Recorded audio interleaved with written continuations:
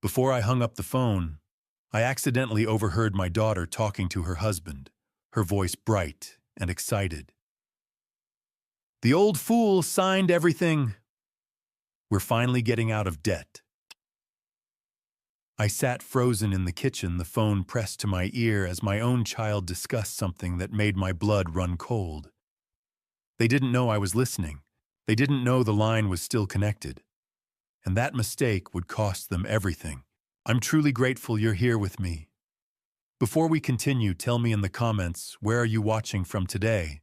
I love seeing how far this community reaches. A quick note, some elements in this story are dramatized for storytelling and educational purposes. Any similarities to real people or places are coincidental, but the message behind it is meaningful. I'm 68 years old, and I've built a lot of things in my life. Houses, bridges, a 40-year career, a family. But the hardest thing I ever had to build was a trap for my own daughter. And it started with a phone call I should have hung up. Friday evening, November 15th, 7:30. I tapped the FaceTime icon on my iPhone, still getting used to the damn thing after 40 years of preferring a pencil and paper. Jessica had set it up for me last Christmas. "It's easy, Dad," she'd said. "Just tap here." Her face filled the screen after 2 rings. 38 years old, my daughter. She had her mother's warm brown eyes and my stubborn jawline. "Hey, Dad, happy early birthday to you, too." She laughed. Her birthday was today. Mine wasn't for another month. "Happy birthday, sweetheart. How's your day been?" Busy. Brad's making dinner. I think he's burning something." She glanced off-screen, smiling. "Thanks for the flowers, by the way. Your mother always said yellow roses for November birthdays." I paused. "Oh, those papers you brought last week. The estate planning documents, I signed them. They're on my desk if you need to pick them up." Something flickered across her face. Too fast to read. "Great, thanks, Dad. I'll grab them this weekend." "So no rush, just wanted you to know." A clatter in her background. "I should go, dinner's about to be a disaster." "Love you, Dad." "Love you too, honey." She reached toward the screen. I thought I tapped the red button. My thumb hit glass. The image shrank. I set the phone on the arm of Margaret's old recliner and stood to stretch. That's when I heard her voice again, but she wasn't talking to me. "The old fool signed everything." Jessica's voice came through the speaker, bright with something that wasn't affection. "We're golden. Next week we get him into Shady Pines, sell this house, and boom, 1.2 million in our pockets." I froze. My hand found the chair arm gripping until my knuckles went white. A man's voice. "Brad, my son-in-law." "You're sure he didn't read them?" "Dad doesn't read anything I give him. He trusts me." She laughed. Actually laughed. "The lawyer's ready. We file the guardianship petition Monday morning. By Monday afternoon, he'll be in the nursing home, and we'll be free. Your mom would be proud." Brad's voice carried a grin. "Finally getting out from under that debt. Dad built this house 30 years ago. Told me 1,000 times it'd be mine someday." Another laugh, colder. Guess someday came early. I don't remember sitting back down, but I was in Margaret's chair, phone still on the armrest, their voices still coming through clear. I should have confronted them right then, but I'm an engineer. We don't react, we calculate. When the call finally ended, I sat in silence. The house settled around me, the creak of oak floorboards, the tick of radiator pipes, the soft groan of the foundation. 40 years of sounds I'd been listening to. Every bit of it I'd built myself. Poured the foundation, ran every electrical line, chose every fixture. This wasn't just a house. It was proof I'd done something right. Something solid that would last. Margaret and I had raised Jessica here. I could still see her at 7 asking me to explain how bridges stay up. At 12 winning the science fair with a project on structural engineering. At 20, standing in this living room in her wedding dress. "You look just like your mother," I'd told her. Somewhere between that morning and tonight, something had broken. I looked around. Margaret's chair. Our wedding photo on the mantel, 1984. The framed blueprints of this house on the wall, the ones I'd stayed up until 3 a.m., perfecting because I wanted every angle right. I taught her how to read blueprints. I said aloud to the empty room. To Margaret, maybe. Now she's drawing up plans to lock me away. 72 hours. That's what I had. Monday morning, she'd file the paperwork. By Monday afternoon, if she succeeded, I'd be in Shady Pines with no legal right to my own house, my own accounts, my own life. I picked up the phone, scrolled to a name I'd had for 40 years, Frank Miller. Retired detective best friend since we'd worked a construction site investigation in '85. But I paused. My engineer's brain was already working running calculations, checking the load-bearing points of this situation. Jessica had made a mistake, a big one. She'd assumed I was helpless, that I'd sign whatever she put in front of me and shuffle off wherever she sent me while she cashed out decades of my work. She'd forgotten something important. I've spent 50 years solving problems, calculating stress points, finding weak spots in a structure before it fails. And when something's about to collapse, I know how to shore it up or how to bring it down in a controlled demolition. I'm 68. My hands aren't as steady as they used to be, but my mind still sharp. Sharp enough to read the blueprints of my daughter's scheme. Sharp enough to find every weak point, every miscalculation, every angle she's gotten wrong. I walked to my study, picked up the folder of documents I'd signed without reading, flipped through pages of legal language I'd trusted because she was my daughter. Durable power of attorney. Advanced healthcare directive. I should have read them. But you're supposed to be able to trust your daughter. I set the papers down. 72 hours until she files Monday morning. 72 hours to build something she won't see coming. I'm a civil engineer. We don't panic. We assess. We calculate. We build. And in the next 72 hours, I was going to build a trap that would teach my daughter the most important lesson I'd apparently failed to teach her. Never underestimate the man who taught you how to read blueprints, because he can read yours too. The first hour I didn't move from Margaret's chair.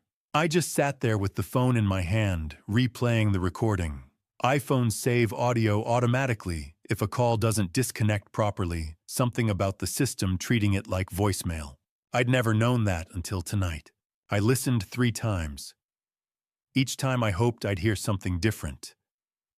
But Jessica's voice came through clear. The old fool signed everything.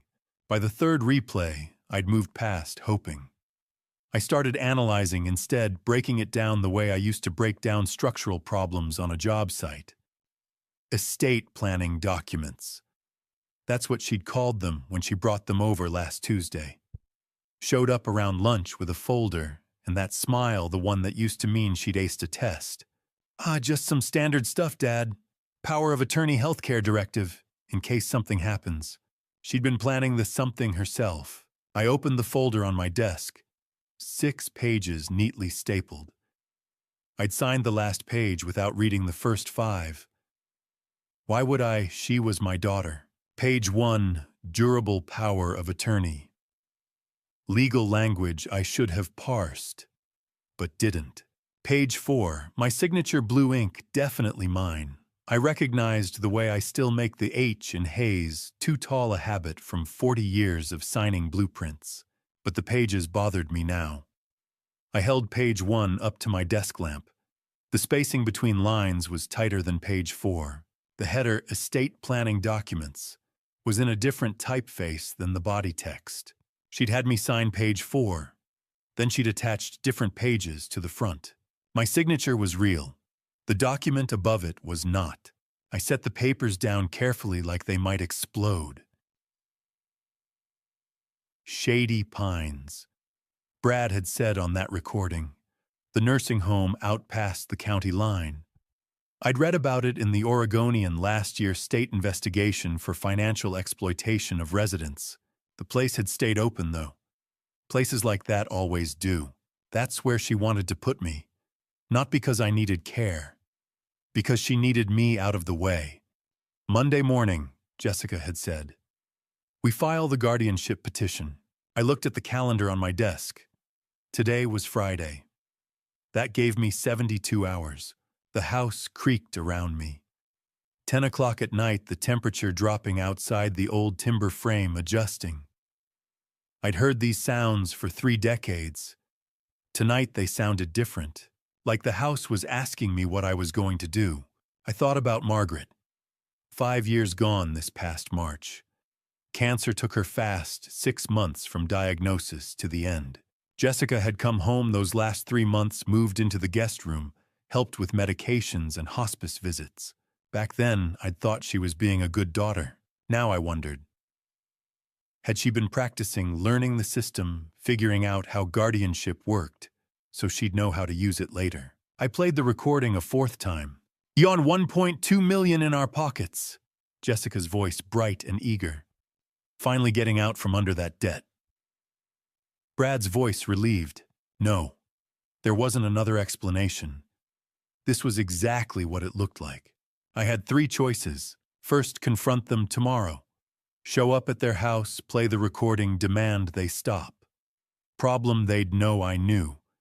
They'd change tactics, accelerate the timeline. I'd lose the element of surprise. Second, call the police tonight. Report attempted fraud. Problem, what fraud? I'd signed the documents. My signature was real, even if the pages were switched. The recording might not hold up. I didn't have enough evidence yet. Third, do what I'd spent 50 years doing. Assess the problem. Design a solution. Build it carefully, step by step, until it's strong enough to hold weight. I'd designed hundreds of structures in my career. Buildings, bridges, retaining walls. Each one started the same way. Understand the load. Calculate the stress points. Find the materials that could handle the pressure. This would be the same. Except the structure I was building wasn't made of concrete and steel. It was made of evidence and strategy and time. 72 hours until Monday morning. 72 hours to become the kind of father I'd never thought I'd have to be. The kind who fights back. I picked up my phone. Scrolled through contacts to a name I'd known longer than I'd been married, Frank Miller. Frank and I went back to 1985, a construction site investigation, where he'd been the detective, and I'd been the engineer, proving the contractor had cut corners on the rebar. We'd become friends over bad coffee and technical drawings. He'd retired from Portland PD 8 years ago, but we still met for lunch once a month. If anyone could help me think through this mess, it was Frank. The phone rang twice before he picked up. Walt. His voice was rough alert despite the late hour. It's 10 at night. What's wrong? I looked at the papers on my desk. At the phone with the recording still saved. At the living room where I'd sat and listened to my daughter plan my destruction. I need you to come over, I said. Now, tonight. Walt, what happened? I closed my eyes.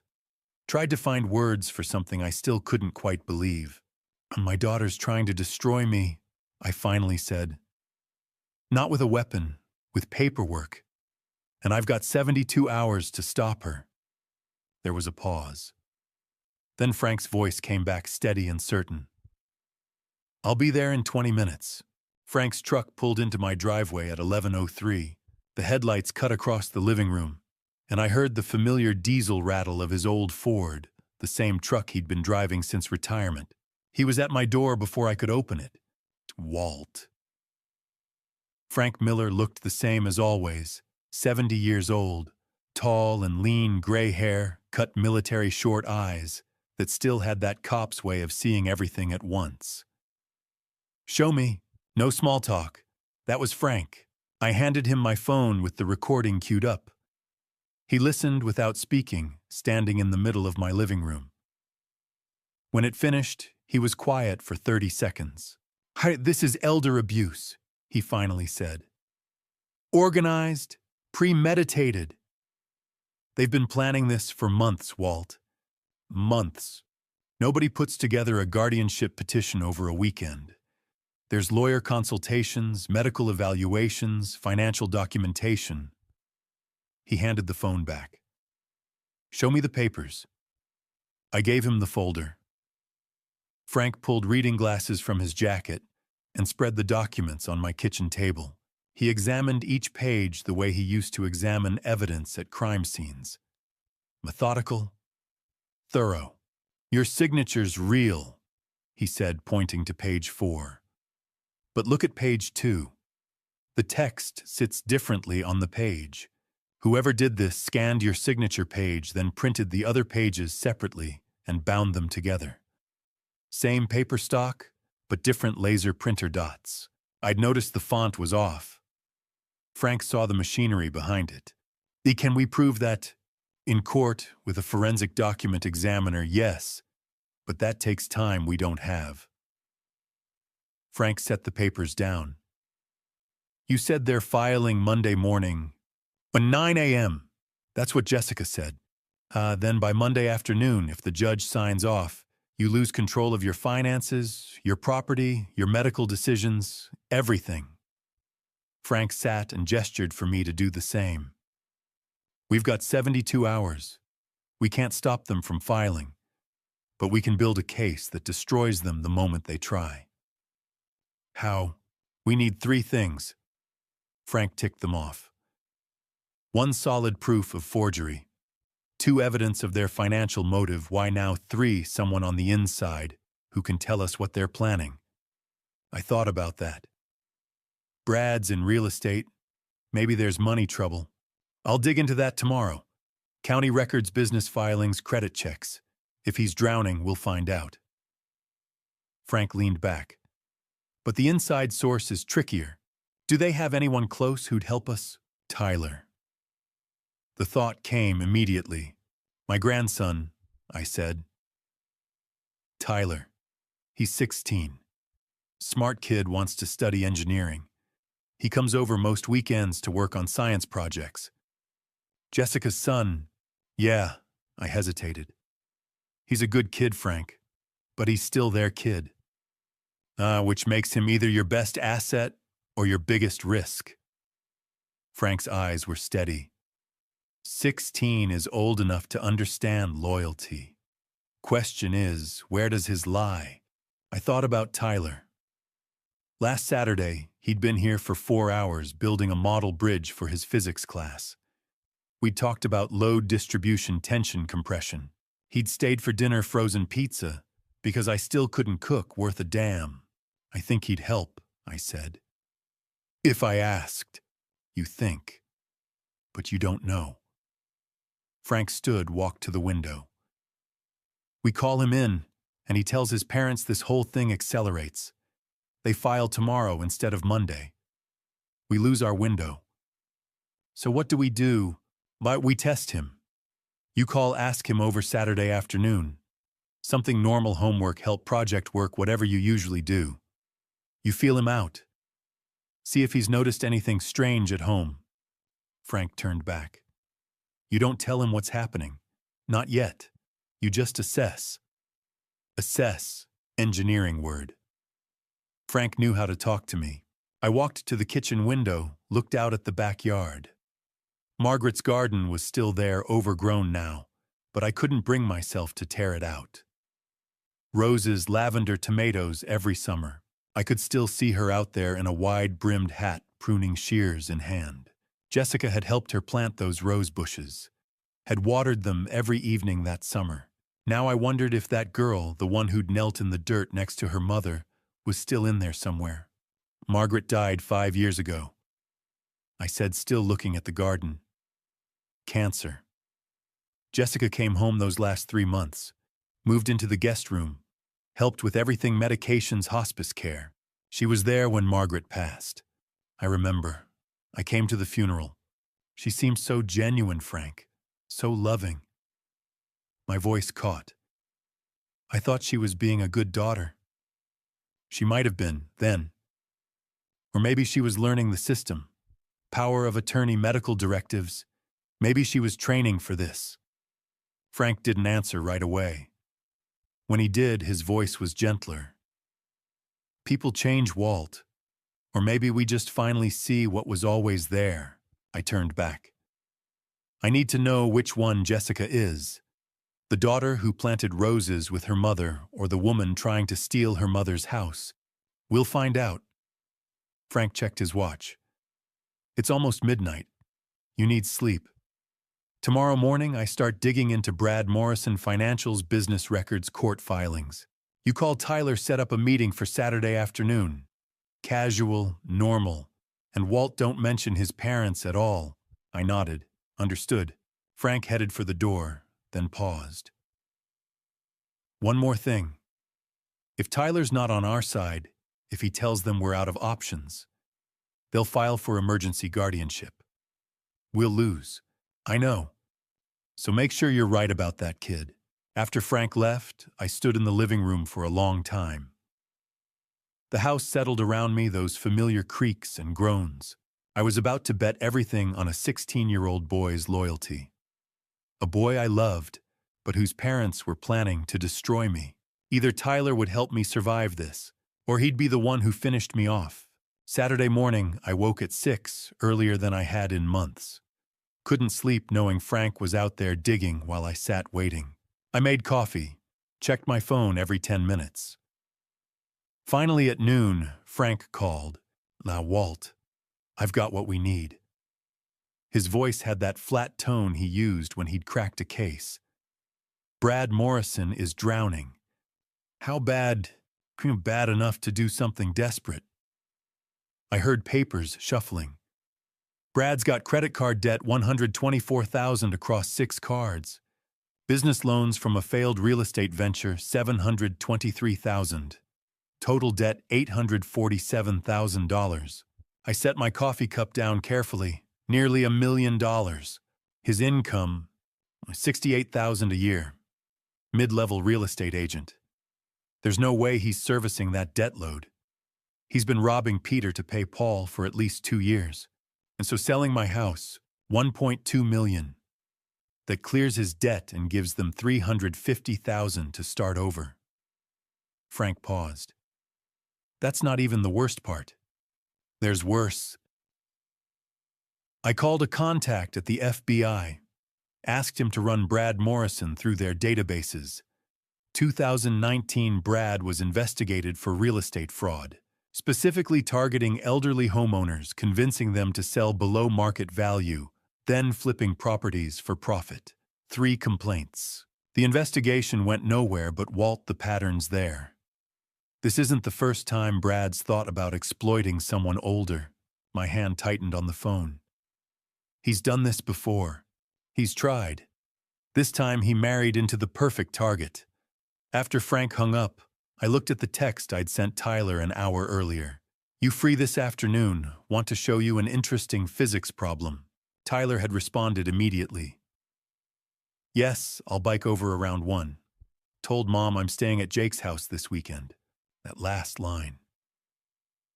Told Mom I'm staying at Jake's house. Tyler had lied to his mother about where he was going, without me even suggesting it. Maybe that was normal teenage behavior. Or maybe Tyler had reasons to avoid telling Jessica where he'd really be. I walked through the house while I waited. Not aimlessly, deliberately. Room by room, memory by memory. The living room walls, red brick laid by hand over 3 summers in the 90s. Jessica had been 10, 11, 12 during those summers. She'd handed me bricks, asked questions about mortar ratios. The staircase, solid oak, 3 coats of varnish I'd applied on my knees. Margaret picked the color. Jessica used to slide down the banister until she decided she was too old. The kitchen remodeled in '87 when Margaret was pregnant with Jessica. I'd knocked out the wall myself, installed the cabinets, tiled the floor. This house wasn't just property. It wasn't just an asset worth $1.2 million. It was 30 years of my labor. 40 years of my marriage. Every memory of the woman I'd loved and the daughter I'd raised. If Jessica thought I'd hand it over without a fight, She'd fundamentally misunderstood her father. At 12:40, I saw movement through the front window. A figure on a bicycle pedaling up my driveway. Tyler. I opened the door before he could knock. "Hey, Grandpa!" He smiled, that easy teenage smile that hadn't learned to hide things yet. He was 16, all elbows and knees, wearing a t-shirt with some band I didn't recognize, and jeans with fashionable holes in the knees. He had glasses like I'd worn at his age. Same dark hair, same narrow face. Looking at him was like looking at myself 40 years ago. "Hey, kiddo, come on in." He leaned his bike against the porch railing and followed me inside. "So what's the physics problem?" Tyler dropped his backpack by the door, interested. He was a good student. Loved science the way I had at his age. Actually, I wanted to talk to you about something else first." I gestured to the couch. "Sit down for a minute. Something in my voice must have changed." Tyler's smile faded. He sat suddenly cautious. 16 years old and already learning to read the room. This was it. The moment Frank had warned me about. I was about to test my grandson's loyalty. Find out if he'd help me survive or if he'd run straight back to his parents and tell them everything. If I was wrong about Tyler, if he chose them over me, this whole plan collapsed. Jessica and Brad would accelerate their timeline. File for emergency guardianship. Claim I was paranoid, delusional, a danger to myself. By Monday afternoon, I'd be in Shady Pines, and this house would be listed for sale. But if I was right about Tyler, Grandpa, Tyler's voice was uncertain. "Is everything okay?" I looked at this boy, this young man, who shared my face and my love for how things worked. Who came to my house on weekends because he wanted to, not because his parents made him. Who'd lied to his mother this morning about where he was going. "I need to ask you something," I said. "And I need you to tell me the truth, even if it's hard."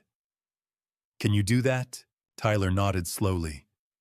His eyes behind those glasses were scared now. Smart kid. He knew something was wrong. "Have you noticed anything strange at home lately? Your parents acting different, talking about things when they think you're not listening." And just like that, Tyler's face changed. He knew something. I thought the hard part would be hearing my daughter plot against me. Turns out the hard part is sitting across from my 16-year-old grandson, wondering if I'm about to ruin his life by telling him the truth. "Grandpa, can I ask you something about physics?" Tyler leans forward, elbows on his knees, exactly the way I used to sit when I was drafting bridge plans at the kitchen table. "My teacher says Newton's first law is just about inertia, but isn't it really about resistance to change?" I blink. For a moment, I forget about the forged documents, the nursing home, the 72-hour countdown. This is what I miss most about Margaret. She used to say I came alive when someone asked me to explain how the world worked. "Oh, you're smarter than your teacher," I tell him. Newton's first law isn't just physics. It's philosophy. An object at rest stays at rest unless acted upon by an outside force. That's not just about motion, it's about systems. About equilibrium. "You know what equilibrium means?" Tyler nods, eyes bright. "Balance!" "Right. And you know what breaks equilibrium?" "Force. External force." I correct. Something from outside the system. Like. I pause, choosing my words carefully. Like when someone tries to move you out of your own house. Tyler's face changes. The brightness fades. He glances at the front door, then back at me. We talk for 30 minutes. I walk him through all 3 laws: inertia, acceleration, action, and reaction.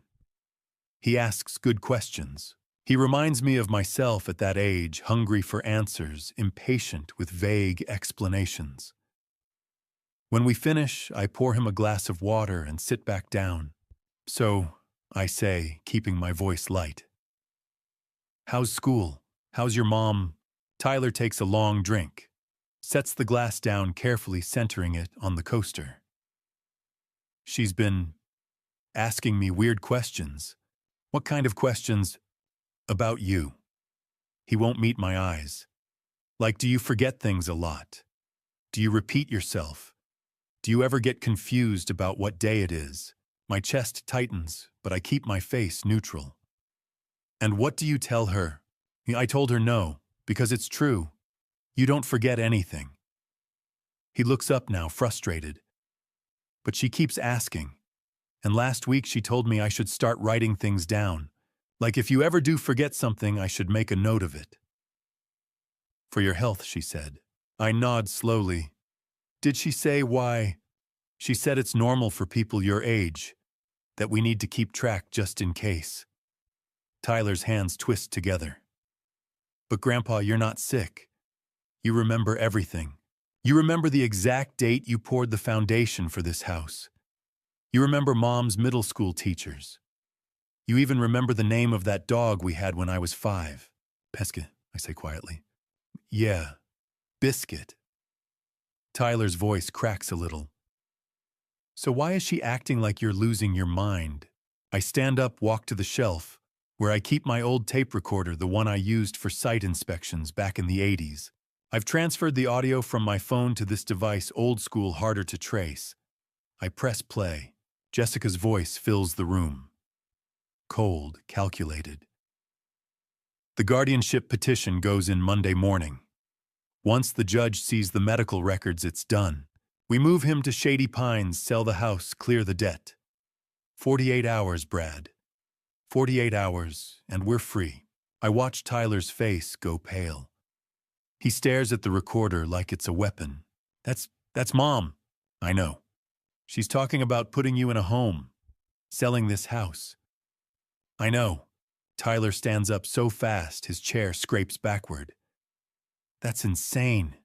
You don't need a nursing home. You don't need a guardian. This is... He stops breathing hard. This is fraud. This is lying. Yes, I say. It is. He turns to me and I see at the exact moment the pieces click together in his head. The questions. The notebook. She wanted me to lie about you. She wanted me to make up stories about you being confused. My fabricated evidence. I confirm. If I ever end up in court, she'll pull out that notebook. She'll put you on the stand and ask you to testify that I'm mentally incompetent. Tyler's hands ball into fists. I won't do it. I know you won't. I walk over, put a hand on his shoulder. But I need more than that, Tyler. I need your help. He looks at me wary now. What kind of help? I reach into my pocket and pull out an old flip phone. The kind nobody uses anymore. The kind that doesn't connect to the family plan, doesn't show up on anyone's account. I bought it this morning with cash. Steve, I need you to be my eyes and ears, I say. Your parents talk when you're around. They think you're just a kid, so they don't watch what they say. I need you to record those conversations. I need you to send them to me. Tyler takes the phone, turns it over in his hands. You want me to spy on my own parents. I want you to help me protect myself. I keep my voice steady even though my heart is hammering. Tyler, I built this house with my own hands. I raised your mother in this house. I took care of your grandmother in this house until the day she passed. This isn't just property, it's my life. And they're trying to take it. Not because I'm sick, not because I need help, because they're in debt and they see me as a solution. He's quiet for a long time. Then, what if they find the phone? Jai, hide it. Keep it off unless you're recording. Send the files to this email address. I hand him a slip of paper. Delete them right after. Don't text me, don't call, just the recordings. What if I get caught? You won't, I lie. And if you do, I'll take the blame. I'll say I forced you. He looks at me, and I see fear in his eyes, but I also see something else. Determination. The same stubborn set to his jaw that Margaret used to have when she decided something was worth fighting for. Okay, he says, I'll do it. At 4 o'clock, Tyler gets on his bike and rides home. I watch him disappear down the street, and for the first time in 2 days, I feel something close to hope and something close to shame. I've just turned my grandson into a spy.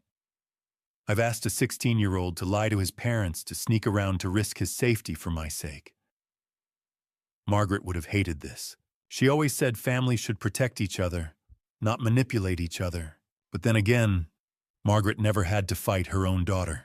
At 4:15, my phone rings. Frank.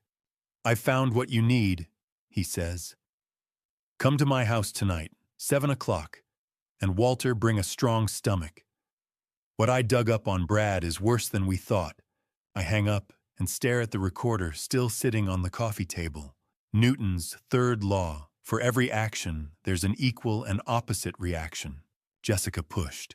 Now I'm pushing back. Frank's living room smells like old coffee and printer ink. When I walk in at 7 o'clock sharp, he's already at the dining table, papers spread out like evidence at a crime scene. "Close the door, Walt," he says. "You're gonna want to sit down for this." I close the door. I don't sit. "What did you find?" Frank finally meets my eyes. In 40 years of friendship, I've seen him deliver bad news before. But tonight, he looks angry. "Walt," he says slowly, "Jessica didn't just forge financial documents. She forged your medical records." The room tilts. I reach for the back of a chair. Frank slides a folder across the table. 6 appointments. March through November. All under your name. All at different clinics around Portland. I open the folder and start reading. March, a memory clinic report, claiming I was confused and forgetful. May, neurology, saying I seemed disoriented, had trouble with time and directions. July, psychiatry, warning about early dementia. September and October show worsening cognitive decline. November, 2 weeks ago, a Dr. Patricia Brennan recommends immediate assisted living placement. I read through all 6 pages, my hands shaking. I've never been to any of these places. I know. Frank leans forward. She used the forged power of attorney. Called these clinics, pretended to be calling on your behalf, said you were too confused to come in. They did phone consultations, documented everything, billed Medicare. They never met you. Just took her word for it. I sit down because my legs won't hold me. All 6 calls came from Jessica's cell phone, Frank says. But the records list you as the patient. In court, the judge will see 6 months of documented decline. 6 doctors saying Walter Hayes is losing his mind. I close the folder. She built a fake medical history, step by step. Architecture, Frank says bitterly. You taught her how to plan long term. I stand. I need to go home. By the time I pull into my driveway, it's 8:15. I go straight to the side yard, to the green trash bin. Tomorrow's Sunday pickup isn't until Monday. I flip the lid and dig through the garbage. Fast food wrappers, junk mail. Then 6 white envelopes barely crumpled. Appointment reminder cards. All addressed to me.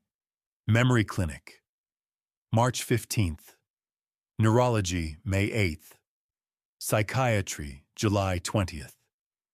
Every single fake appointment. She intercepted them from the mailbox before I ever saw them. I carry them inside and spread them on the kitchen table. They're in good condition. She kept them neat, only threw them out this week because the plan was almost complete. I stare at the 6 cards and remember. 6 months ago, Jessica started calling more often, asking how I was feeling, saying things like, "Dad, you seem a little forgetful.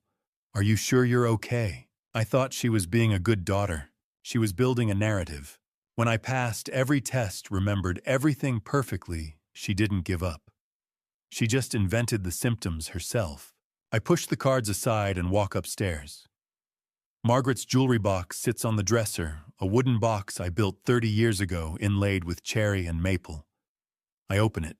Her pearl earrings, the silver bracelet, a tangle of necklaces, and an empty velvet slot where her wedding ring used to be. The memory hits sharp. Last summer, Jessica asked to borrow the ring, said she wanted it appraised for insurance. I handed it over without question. She never gave it back. I pull out my phone and search Portland pawn shops, wedding ring, 1.5 carats. 3 minutes later, I find it. Estate jewelry listing from Selwood. 1.5 carat diamond solitaire yellow gold sold July last year for $3,200. Jessica sold her mother's wedding ring. The ring I saved 6 months to buy in 1980. The ring Margaret wore every day for 40 years. She sold it over a year ago. I close the browser. I don't cry. I don't throw anything. I just stand in the bedroom that still faintly smells like Margaret's lavender lotion, and something inside me turns cold and sharp. This wasn't desperation. This was a blueprint. At 9 o'clock, I call Frank. We need a lawyer, tonight. Walt, it's 9 o'clock on a Saturday night. You owe someone a favor, don't you? Call them. I'll pay double. Frank sighs. Let me call Martin Blackwell, estate attorney. He owes me from a case in 2018. I'll tell him to clear his schedule. How fast can he move if I push tomorrow morning? Push him, I say. We've got less than 40 hours before that petition hits the courthouse. I want a plan in place before Monday sunrise. Frank's voice drops. What are you thinking? I look at the 6 appointment cards on my table. I think about Margaret's empty jewelry box. I think about my daughter's voice on that recording. 48 hours and we're free. I'm thinking that if Jessica wants to play architect, I'm going to show her what happens when you build on a rotten foundation. Frank is quiet. Then, I'll call Martin now. Be ready first thing tomorrow. I hang up and pour another cup of Folgers, the same coffee I've been drinking since 1975. I haven't slept more than 2 hours since Friday night. My body runs on adrenaline and caffeine, and something darker betrayal sharpened into a weapon. Jessica taught me something tonight. She taught me that love has limits, that blood doesn't guarantee loyalty, that the person you raised can look at you and see dollar signs. But she made one mistake. She forgot I'm not just her father. I'm an engineer, and engineers don't build things that collapse under pressure. I drain the coffee, rinse the cup, and turn off the light. Upstairs, Margaret's jewelry box sits open. I close it gently, running my thumb over the cherry inlay. I'm sorry, I whisper. I should have kept it safe, but starting tomorrow, I'm going to protect what's left. I spend the next half hour at the kitchen table organizing every document Frank gave me. The fake medical records, the appointment reminder cards, the forged power of attorney. I spread them out in chronological order, March through November, like I'm laying out blueprints for a building inspection. At 9:45, the doorbell rings. The man on my porch is about 60, gray-haired, wearing a vest and tie, even though it's late on a Saturday night. He's carrying a leather briefcase that looks older than my truck. Mr. Hayes, he says, extending a hand. Martin Blackwell. Frank called me 2 hours ago and said I owed him. He was right. I shake his hand and let him in. Frank pulls up 30 seconds later, and the three of us sit at the kitchen table. Martin doesn't waste time. He opens his briefcase, pulls out a yellow legal pad, and looks me straight in the eye. Frank sent me your documents this afternoon, he says. What your daughter is doing this is textbook elder abuse. Forged financial documents, fabricated medical records, systematic fraud. The problem is, if she files that guardianship petition Monday morning, she'll have legal control over everything you own before you can fight back, including this house. So what do? I ask. Martin taps his pen on the legal pad. We take the house off the table, literally. He flips the pad around, so I can see the diagram. He's drawn a box labeled Irrevocable Living Trust with arrows pointing to my name, Tyler's name, and the house address. Here's how it works, Martin says. You transfer ownership of this house into an irrevocable trust. I become the trustee, the manager. Tyler becomes the beneficiary, the person who inherits when you pass. The house is no longer your legal property. You still live here, nothing changes day to day. But on paper, Jessica can't touch it. She can't sell it. She can't use it to pay her debts. Even if a judge grants her guardianship, she'll have zero control over this asset. I stare at the diagram. And she can't challenge it. She can try, Martin says. But irrevocable means irrevocable. Once you sign, even you can't undo it. That's the double-edged sword. It protects you from her, but it also means if something goes wrong, you can't take the house back. Frank leans forward. Walt, you understand what he's saying? You're betting everything on Tyler. I look at the diagram again. Tyler's name in the beneficiary box. A 16-year-old kid who could, in theory, decide his parents were right. Who could turn on me. Who could side with his mother and leave me with nothing. But I remember the look on his face when he heard that recording. The way his hands shook when he agreed to spy on his own parents. Tyler won't betray me, I say. That kid loves me for who I am, not for what I own. You're sure? Frank asks. I've spent 40 years betting on concrete and steel, I say. Tonight I'm betting on my grandson. Martin nods slowly. All right. Then let's do this. He pulls out a laptop and a portable printer from his briefcase. I'm going to draft the trust documents right now. We'll execute them tonight, and I'll file electronically with the state. Oregon's system runs 24/7. By Sunday morning, this trust will be active and recorded. How much is this going to cost me? I ask. Martin gives me a thin smile. More than my usual rate, Mr. Hayes. But Frank pulled in a favor I've owed him since 2018, so let's call it even. Consider this a public service. For the next hour and 15 minutes, Martin types on his laptop while Frank and I drink coffee.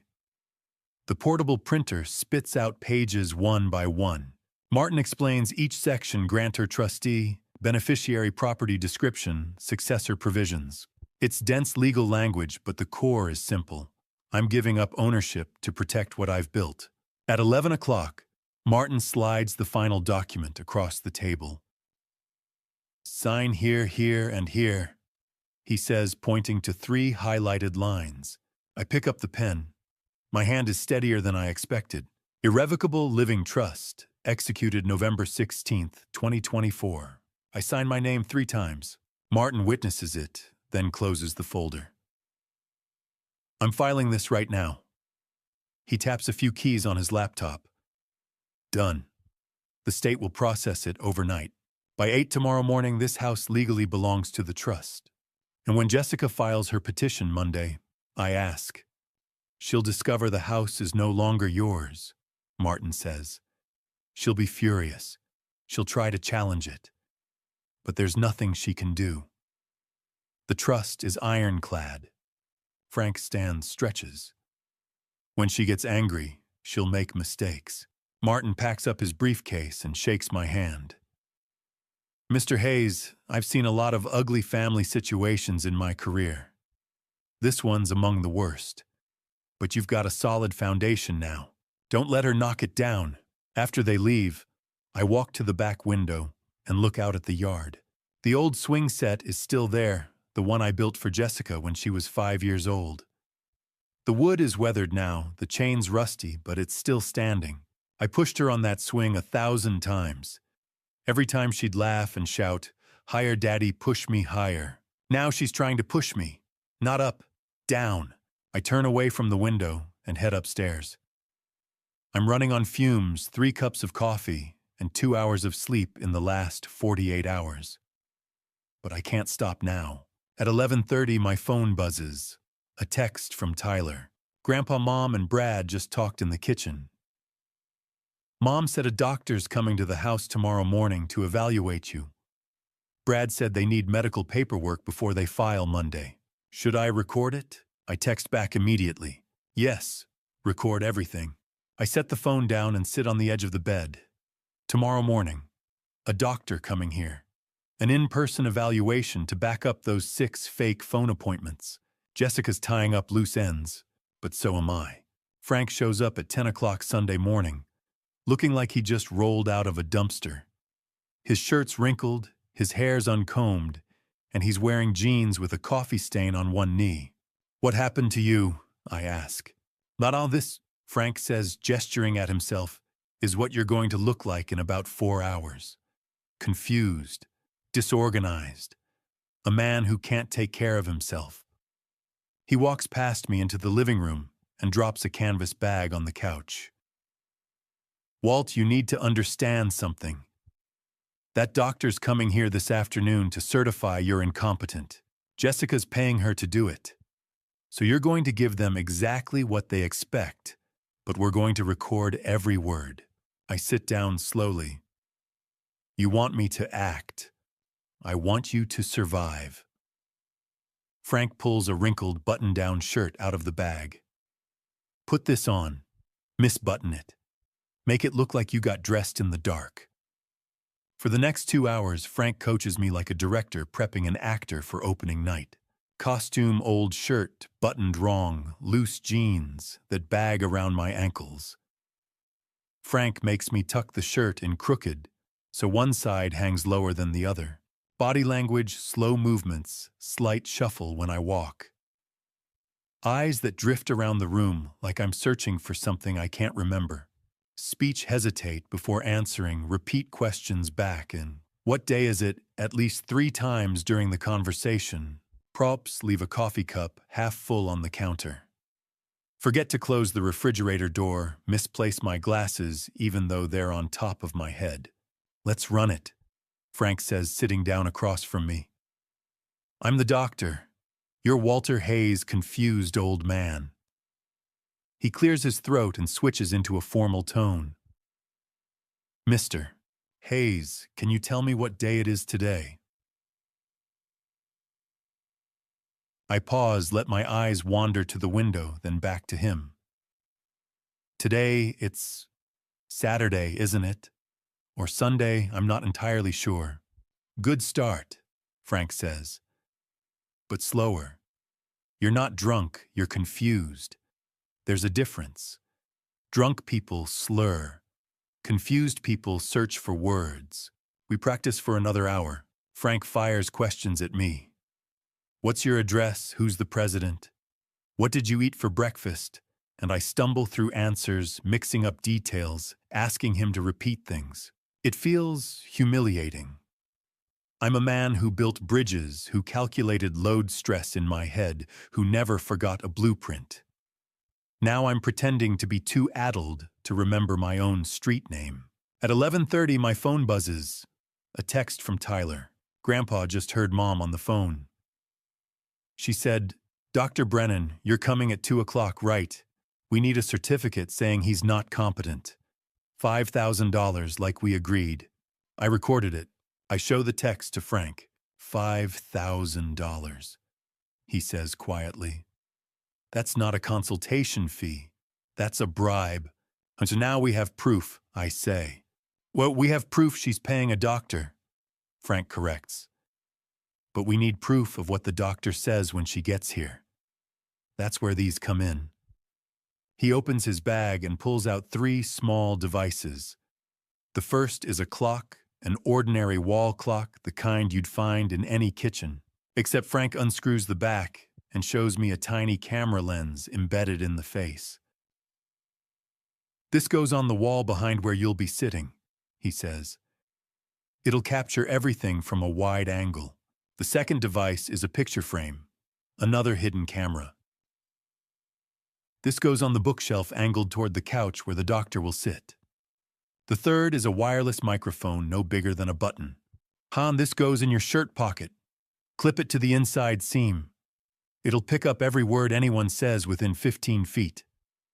Frank spends the next 20 minutes installing the cameras and testing the mic.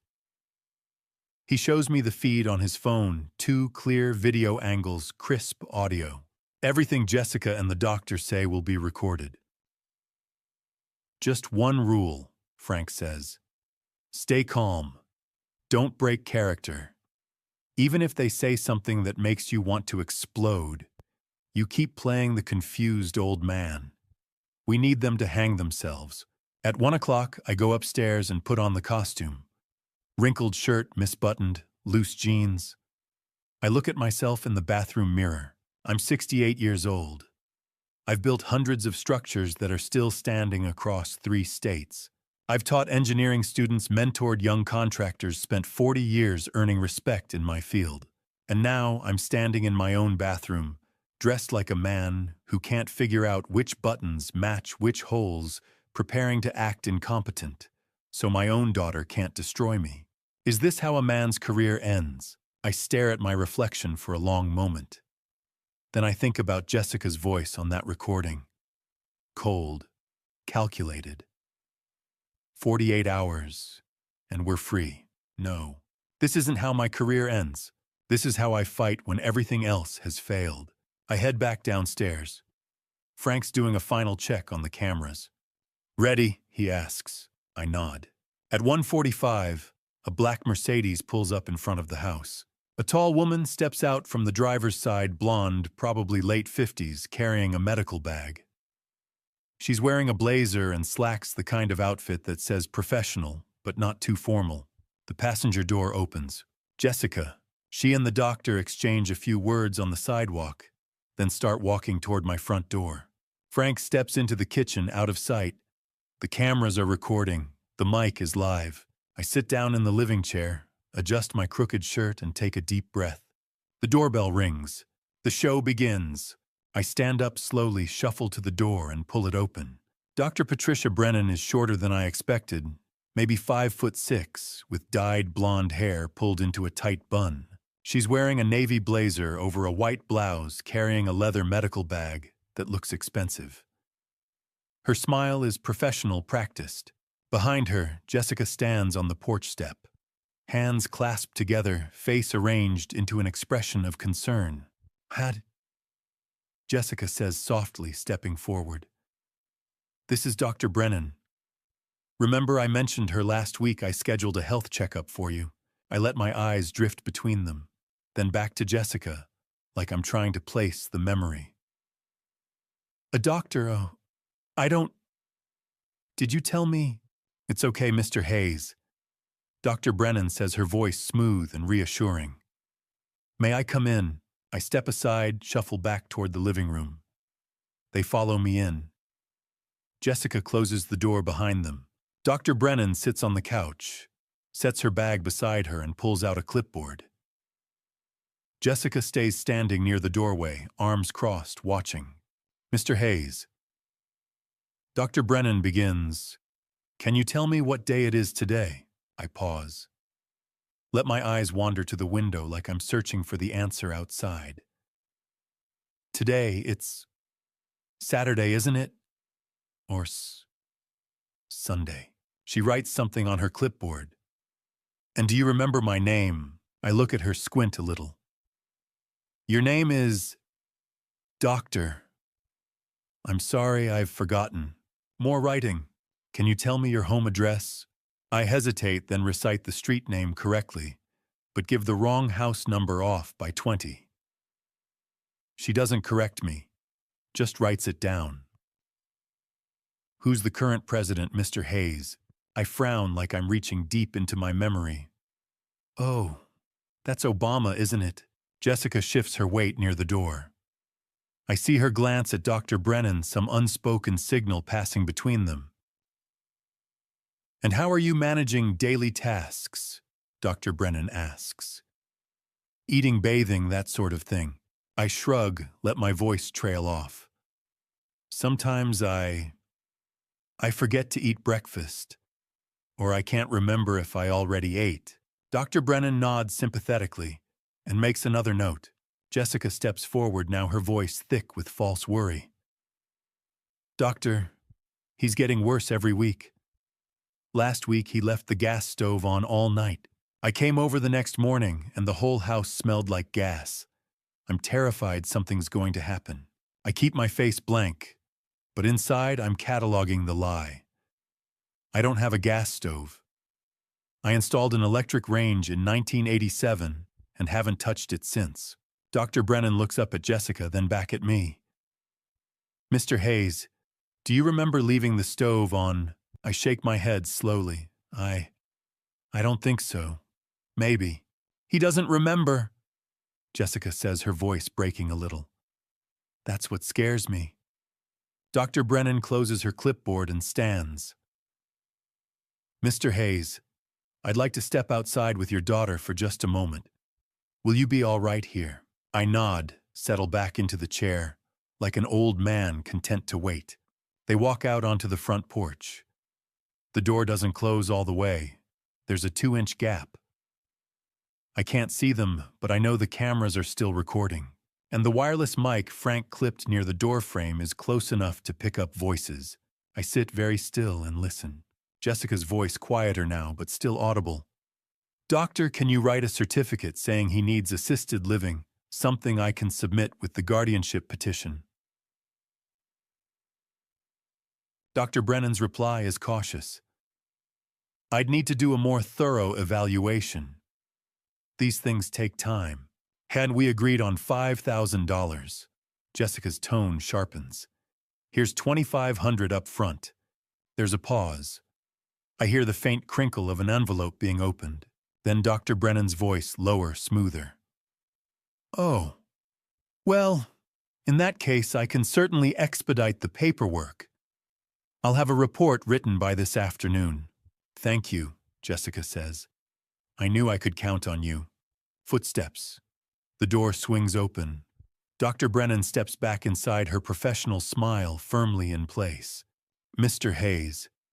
She says, based on what I've observed today, I'm recommending that you be placed in an assisted living facility. You need 24-hour care. It's for your own safety. I let my face crumple a little, like I'm trying to process the words, but can't quite grasp them. Assisted living. What's that? It's a place where people can help you. Dad, Jessica says, moving to my side, resting a hand on my shoulder. A safe place. Dr. Brennan packs up her clipboard and extends a hand. Take care, Mr. Hayes. I shake her hand weakly. She leaves. Jessica stays. She crouches down in front of my chair, takes both my hands in hers. Her eyes are wet, actual tears, or a damn good imitation. Dad, she whispers. I'm so worried about you. I love you. You know that, right? I look at her, let my voice waver. You're a good daughter. She squeezes my hands, stands and walks to the door. I'll call you tonight, okay? I nod. The door closes. I hear her car start the engine fading down the street. I sit there for another 30 seconds just to be sure. Then I stand up, walk to the window, and watch her taillights disappear around the corner. Frank steps out from the back bedroom. She's gone, I say. Frank pulls out his phone, taps the screen, and holds it up. The video feed is crystal clear. Jessica and Dr. Brennan on the porch, the envelope passing between them, the doctor's voice cold and transactional. I can certainly expedite the paperwork. Frank rewinds it, plays it again. The audio is perfect. Every word. Walt. He says quietly, we got her. Bribery. Medical fraud. Criminal conspiracy. This is prosecutable. I pull off the wrinkled shirt, toss it onto the couch, and grab a clean one from the closet. The costume's over. I'm done pretending. Now we just wait for Monday morning, I say. Frank nods. You should try to get some sleep. I will, but I don't. At 8 o'clock that night, my phone buzzes. Another text from Tyler. Grandpa, Mom, and Brad just opened champagne. Mom said, we file at 9 tomorrow morning. By noon, the house is ours. Brad said, finally debt-free. They're laughing really loud. I recorded it. I read the message twice, then set the phone down on the kitchen table. Frank looks at me from across the room. You gonna be able to sleep tonight? I shake my head. No, but that's all right. Why's that? I look out the window at the dark street, the porch light casting long shadows across the yard. Because tomorrow, I say, my daughter's going to learn the last lesson I'll ever teach her. Never underestimate a man who's protecting what he loves. Frank doesn't say anything. He just nods, picks up his coffee cup, and drains the last of it. Outside, the night is quiet. Inside, I'm ready for war. Frank shows up at 6 o'clock with a canvas bag full of documents and a large sheet of poster board tucked under his arm. "Let's organize this," he says, spreading everything across my dining table. He arranges the evidence in rows, like an engineer laying out materials for a final inspection. 6 appointment reminder cards lined up chronologically. March, May, July, September, October, November. An 8-month blueprint of Jessica's plan. Next to them, the medical records from the phone consultations. Then Brad's financial statements, the original recording, the video of Dr. Brennan accepting the bribe printouts of Tyler's 18 text messages, and the trust documents showing the house now belongs to Tyler. Frank unfolds the poster board and starts drawing a timeline in black marker. March 2024. Jessica begins creating fake medical records. July 2024. Margaret's wedding ring sold for $3,200. September 2024. Jessica asks Tyler to document Walter's confusion. November last week. Walter signs forged power of attorney. Sunday, Dr. Brennan bribed $2,500. Monday, tomorrow, guardianship petition filed. He taps the final entry. This is the roadmap. Every step planned. Every move calculated. I stare at the timeline. 8 months of architecture. My daughter didn't wake up one morning and decide to destroy me. She built this piece by piece the same way I taught her to approach any long-term project. At 7:30, Frank sets up his laptop and calls Martin Blackwell on video. Martin's face fills the screen. His office visible behind him, shelves of law books, framed degrees on the wall. "Gentlemen," Martin says, "I've reviewed everything you sent. Here's what we're looking at in terms of charges: elder abuse, financial fraud, forgery, medical identity theft, bribery of a medical professional, criminal conspiracy." He pauses, adjusts his glasses.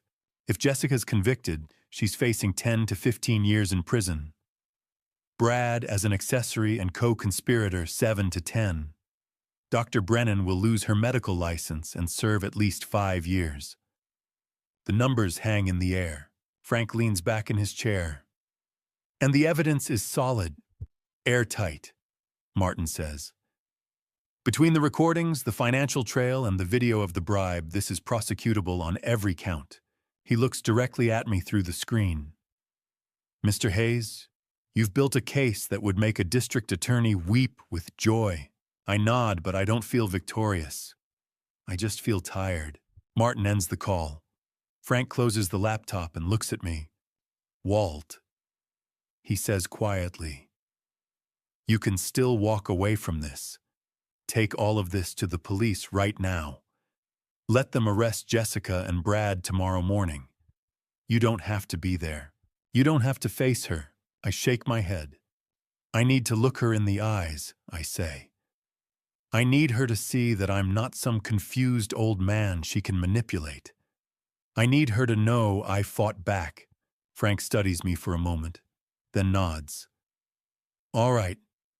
Then let's make sure we do this right." He picks up his phone and dials, puts it on speaker. A woman's voice answers. "Frank Miller. It's been a while." "Hello, Sarah," Frank says. "I need a favor." "Detective Sarah Patterson, Portland, PD Elder Abuse Division." Frank worked with her 15 years ago on a contractor fraud case. She's sharp, methodical, and she doesn't play games. Frank explains the situation, gives her the broad strokes. "The evidence, we have the plan for tomorrow." Kwanchin. Sarah says slowly, "You're sure about this if we move too early, or if the evidence isn't as solid as you think they'll walk?" "I'm sure," Frank says. "Tomorrow morning, 9:30. Come to this address. We'll have everyone in one room, Jessica, Brad, the evidence, and Mr. Hayes. You can take it from there. There's a long pause. Then, I'll be there. And Frank, this better be as good as you say it is. It is. He hangs up. At 8 o'clock, my phone buzzes. Tyler's text, Grandpa, Mom, and Brad just opened champagne. Mom said, "We file at 9 tomorrow morning. By noon, the house is ours." Brad said, "Finally debt-free." They're laughing really loud. I recorded it. I show the text to Frank. He reads it, sets the phone down, and shakes his head. "They think they've already won," he says. "Let them think that," I reply. After Frank leaves, I sit alone at the dining table, surrounded by the evidence. The timeline chart. The recordings. The forged documents. Everything Jessica built to bury me now turned into the foundation of her own collapse. I walk upstairs and pull out the old photo album from the closet, the one Margaret used to flip through on Sunday afternoons. There's Jessica at 6 years old, missing her 2 front teeth, laughing at something I said while we built a birdhouse in the garage. Jessica at 12, holding a blue ribbon from the school science fair. First prize. I was so proud I framed the newspaper clipping. Jessica at 20 on her wedding day. I'm walking her down the aisle, her hand tucked into the crook of my arm. She's smiling. I'm smiling. Margaret's crying in the front row. I close the album. Somewhere between that gap-toothed little girl and the woman who tried to bury me alive, something broke. I don't know when. I don't know why. But tomorrow, I'll give her one last chance to explain before the prison doors close behind her. I walk back downstairs. The house is clean organized. Frank removed the cameras this afternoon. They'd done their job. I've laid out a suit for tomorrow, the first time I've worn one in 6 months. I want to look like myself. Not a confused old man, not a victim. Just Walter Hayes, engineer, father, fighter. At 10 o'clock, I lie down on the bed, the same bed Margaret and I shared for 35 years. The room still smells faintly like her lavender lotion even after all this time. I whisper into the dark. "Margaret, if you're watching this, what would you say?" I can almost hear her voice. Soft, steady. "Do the right thing, Walt. Protect Tyler. And let Jessica know love doesn't mean weakness." I nod to the empty room. Tomorrow it all ends. I wake at 6 in the morning after 3 hours of sleep that felt more like falling than resting.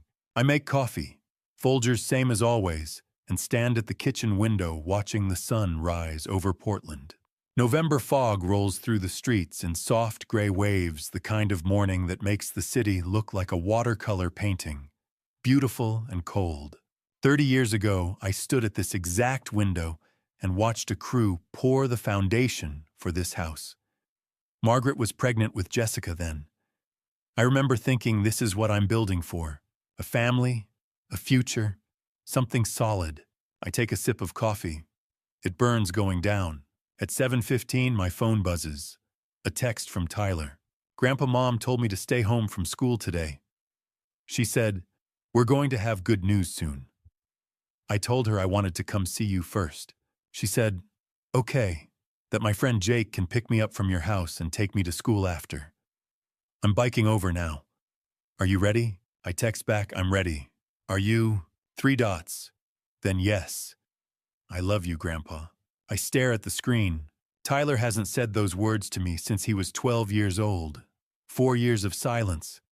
And now on the morning, everything falls apart. He says it. I set the phone down before I start shaking too hard to hold it. At 7:45, there's a knock at the door. I open it, and there's Tyler wearing his school uniform, khaki pants, white polo backpack slung over one shoulder. He looks so young, too young to be tangled up in this. "You okay?" I ask. He shakes his head. "No. But I know this is the right thing to do." I pull him into a hug. He's taller than he was a year ago, almost my height now. I can feel him trembling. "Whatever happens today," I say quietly, "you remember this, none of this is your fault. You didn't cause it. You didn't ask for it. And you're the hero in this story, not the villain. Tyler nods against my shoulder. When he pulls back, his eyes are red, but he's not crying. Where do you want me? He asks. Living room. Just sit. I'll handle the rest.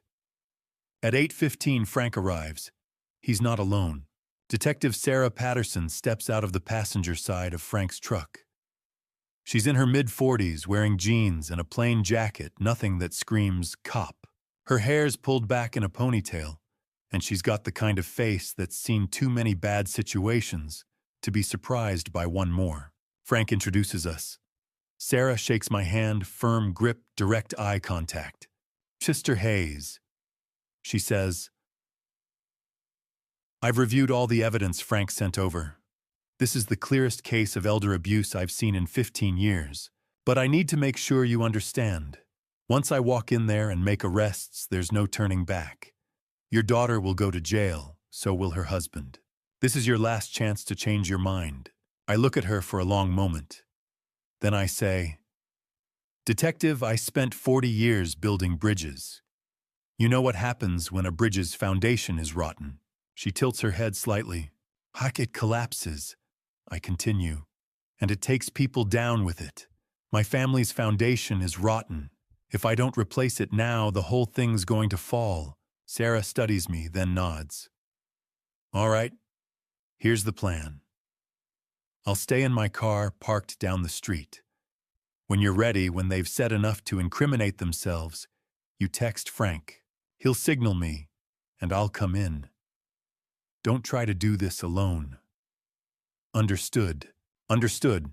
Frank claps me on the shoulder. I'll be in the kitchen. They won't see me, but I'll hear everything. If they try to run, I'll block the back door. Okay. Sarah heads back to her car. Frank goes inside and positions himself in the kitchen out of sight from the living room. I check the clock.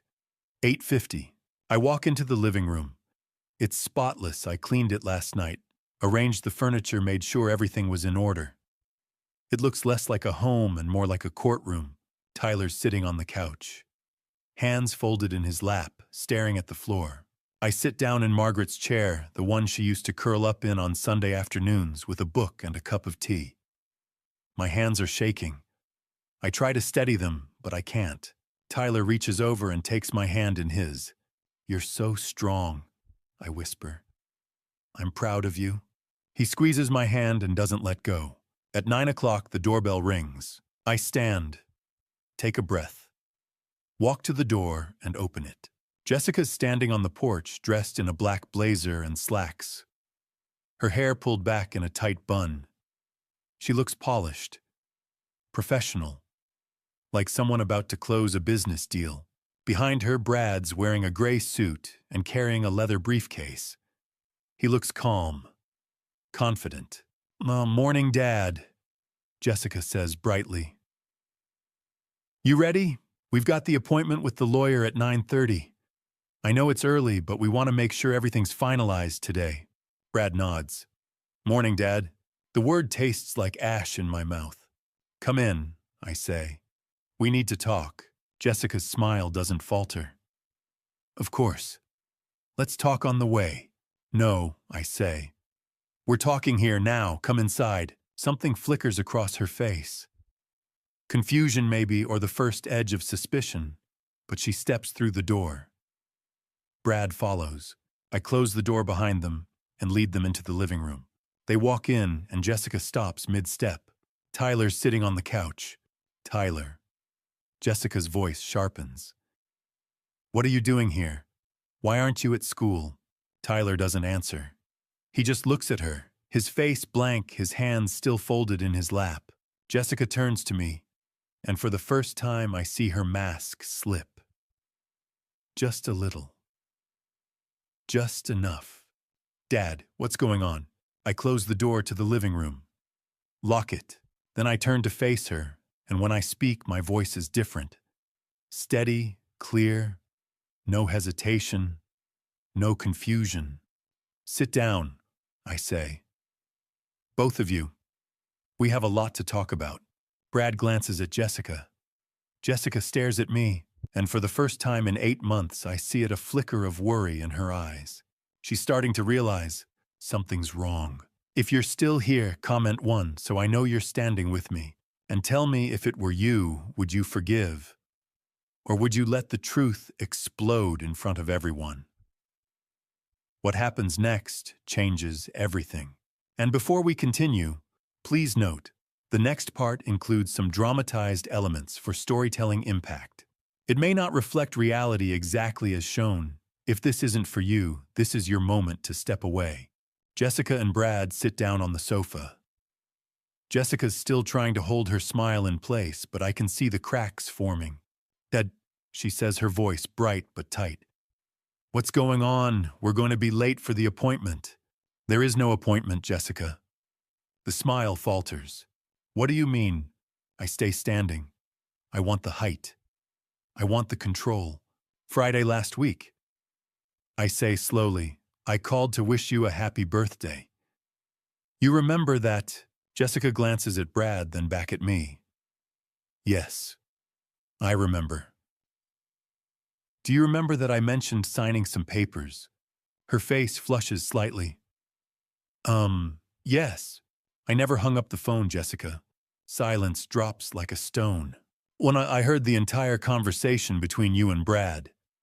Brad stands up fast enough that the couch cushion shifts. "What are you talking about?" "We didn't." I cut him off. "The old fool signed everything." "That's what you said, Jessica. Next week we'll move him to Shady Pines." "That's what you said, Brad." Jessica's face goes white. "Dad, you misunderstood." "How did I?" I reach into my pocket and pull out a folded piece of paper. I unfold it slowly, deliberately. It's the transcript Frank printed out for me, every word of that conversation time-stamped. I set it on the coffee table. Jessica stares at it like it's a live grenade. I reach into the drawer of the side table and pull out the 6 appointment reminder cards. I don't describe them. I don't explain them. I just set them down on the coffee table in a neat row, one by one.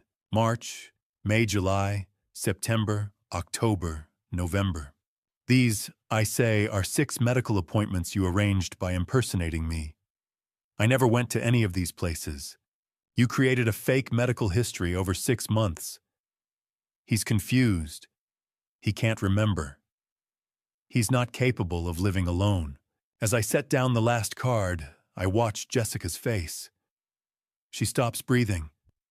Her hands start trembling. She knows. She knows I know everything. And Dad. Her voice shakes. That was because... Because what? I lean forward. Because you needed evidence to convince a judge I was incompetent. Jessica opens her mouth. Nothing comes out. From the couch, Tyler speaks. His voice is quiet, but it cuts through the room like a blade. Mom made me write down every time Grandpa was confused. But he was never confused. She made me lie. Jessica whips around to face him. Tyler, you told him. Tyler looks her right in the eye. Yes, because I love him. And you, Mom, I don't know who you are anymore. Jessica's face crumples. Brad's on his feet, now red-faced, jabbing a finger at Tyler. You little... Sit down. My voice is ice. Brad freezes. I turn back to Jessica. Sunday afternoon, you brought Dr. Brennan to this house. You paid her $2,500 to write a fake evaluation. I have proof. Video and audio. Frank steps out of the kitchen holding a tablet.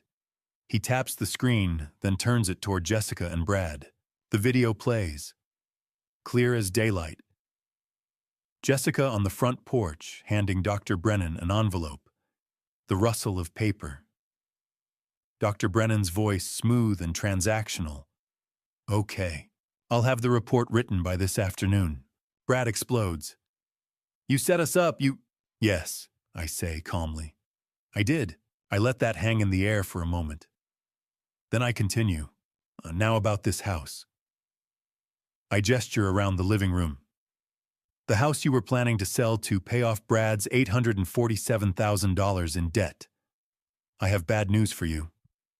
Jessica's eyes widen. I transferred ownership of this house into an irrevocable trust. The beneficiary is Tyler. This house doesn't belong to me anymore. It belongs to your son, and you can't touch it. Jessica's whole body sags. She looks like someone just pulled the ground out from under her. Dad. Her voice is barely a whisper. What did you do? I protected what I built. I sit down in Margaret's chair across from them. I'm tired. So tired. But I'm not done. I built this house with my own hands, I say. Your mother picked out the paint colors for every room. I thought this house would be your inheritance. I thought it would be something you'd want to keep to pass down to Tyler. But you didn't want a legacy.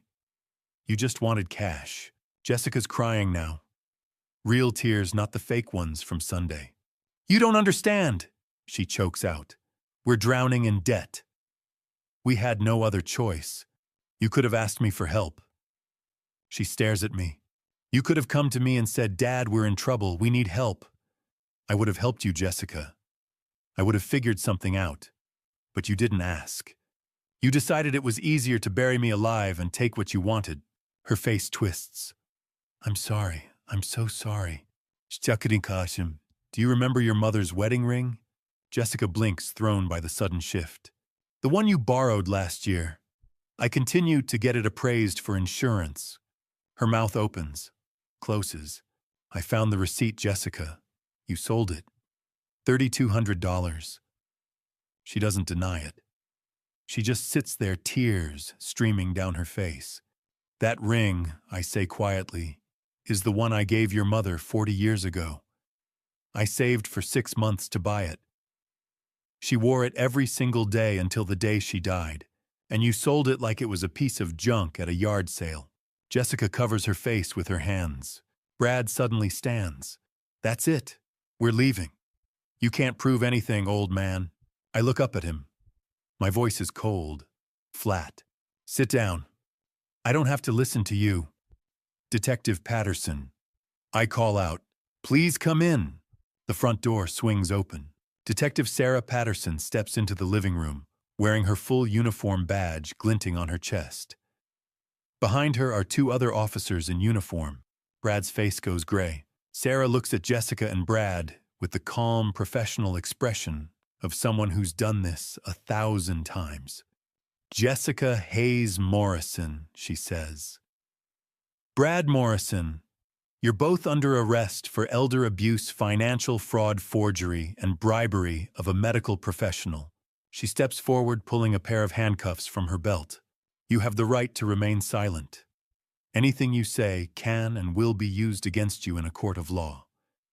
You have the right to an attorney.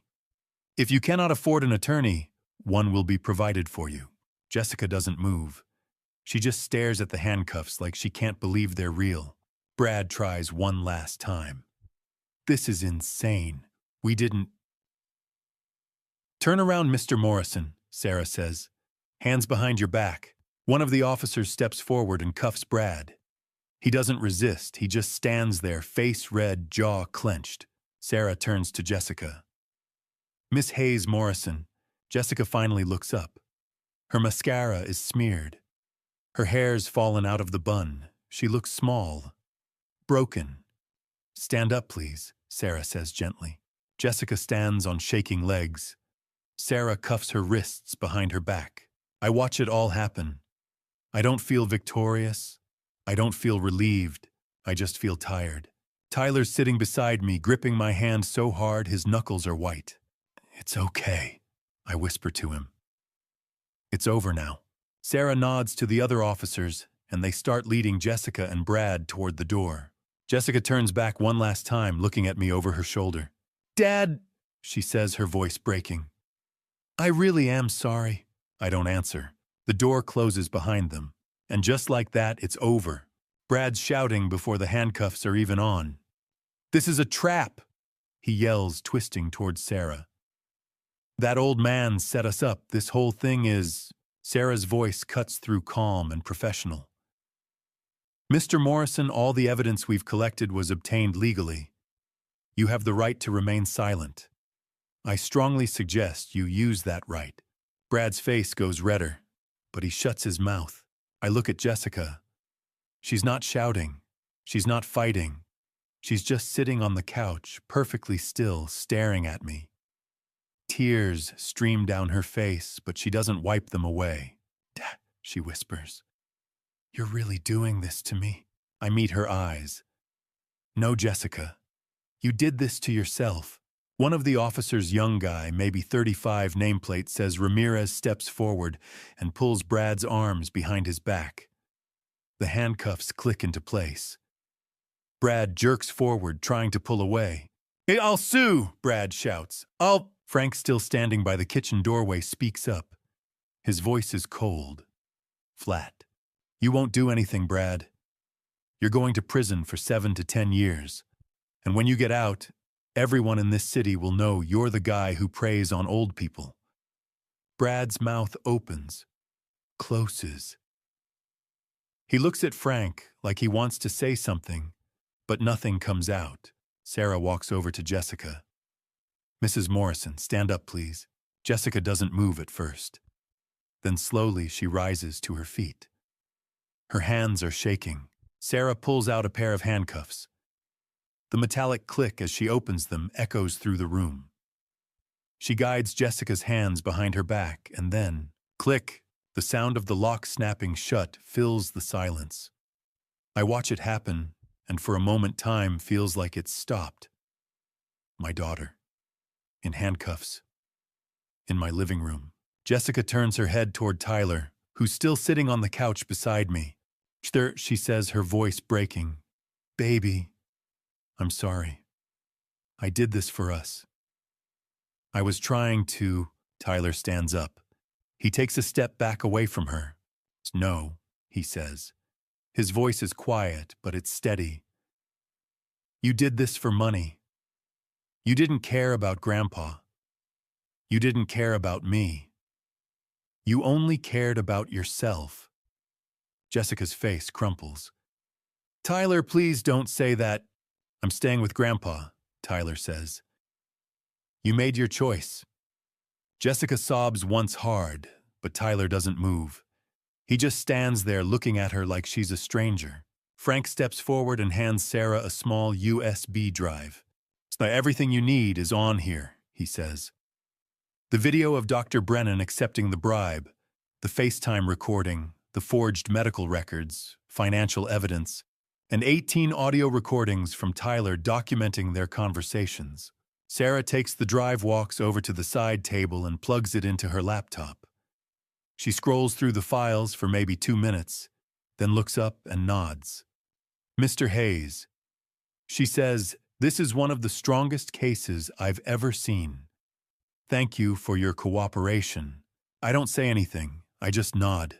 Sarah gestures to Officer Ramirez, and he starts leading Brad toward the door.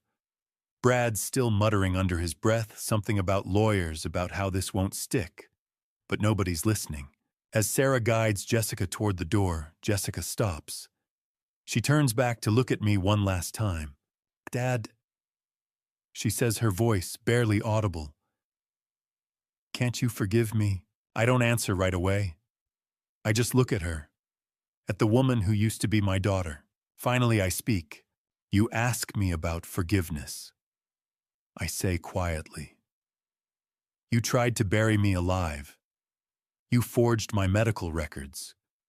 You sold your mother's wedding ring. You used your own son to build a case against me.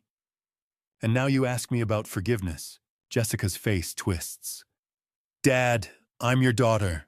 You used to be," I say. "Now I don't know who you are." She stares at me for a long moment. Then Sarah gently pulls her toward the door. I follow them outside. 2 police cars are parked at the curb, one for Jessica, one for Brad. A few neighbors are standing on their porches, watching. Mrs. Gable from across the street. The Harpers from 2 doors down. They're not saying anything, just watching. Officer Ramirez opens the back door of the first car and guides Brad inside. Brad's still trying to talk, but Ramirez shuts the door on him. Sarah opens the second car and helps Jessica into the back seat. Jessica doesn't look at me again. She just stares straight ahead, her face blank. The doors close, the engines start, and then the cars pull away, disappearing into the November fog. I stand on the porch for a long time, watching until I can't see the taillights anymore. Sarah walks over to me. "Mr. Hayes, we'll also be arresting Dr. Brennan this afternoon. She'll lose her medical license and face up to 5 years in prison." I nod. "Good. She deserves it." Sarah gives me a small, professional smile. "You'll hear from us soon about next steps. Take care of yourself." She gets into her car and drives away. I walk back inside. The house is quiet. Too quiet. Tyler's sitting on the couch, his head in his hands. I can hear him crying soft, choked sobs that he's trying to muffle. I sit down next to him and put my arm around his shoulders. He leans into me and I just hold him. I don't say anything. There's nothing to say. The wall clock ticks. Outside, a car drives by. Life goes on. Frank's still standing by the window looking out at the street. "Walt," he says quietly, "you did the right thing. But you know that from now on, everything's going to be different." "I know it," I say. "What do you need?" "Time," Frank nods. He picks up his jacket from the chair, walks over and squeezes my shoulder once. Then he leaves. Tyler and I sit there in the silence. At 11 o'clock, my phone buzzes. I pull it out. A text from an unknown number. "Mr. Hayes, this is the law office of Davidson and Pierce. We have been retained to represent Jessica Morrison. We have been notified of her arrest. Please do not contact our client directly. All communication should go through our office." I stare at the message for a moment. Then I delete it. I set the phone down on the coffee table. Tyler looks up at me, his eyes red. "What was that?" "Her lawyer," I say. "What are they going to do?"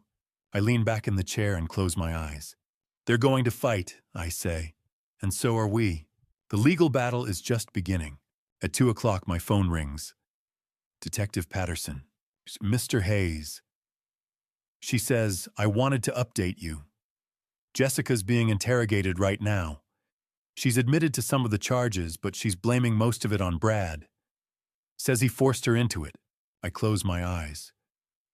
She's lying. This was her plan. I heard her voice on that FaceTime call. She designed the whole thing. "We know," Sarah says. "We have the evidence. But I wanted you to be aware she's still trying to deny responsibility." There's a pause. Then she continues.